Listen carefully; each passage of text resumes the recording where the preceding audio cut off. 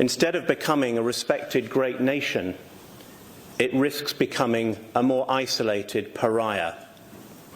Leaders across Europe and the world have taken a stand. They've sent a strong message that the first use of a nerve agent in Europe since the Second World War, and supporting and protecting the Syrian regime's horrific use of chemical weapons to kill and maim civilians, is simply not acceptable.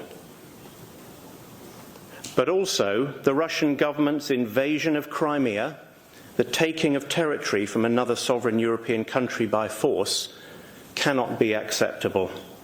Seeking to interfere with legitimate democratic elections in the US and in France is not acceptable.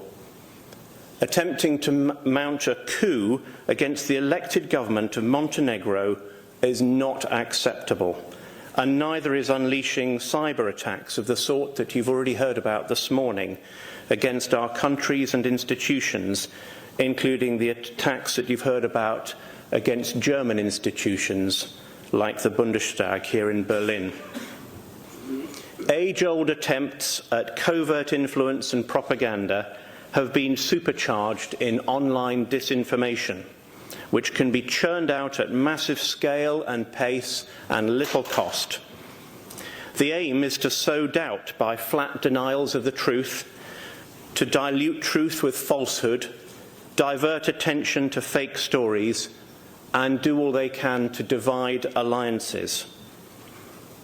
Barefaced lying seems to be the default mode, coupled with ridicule of critics.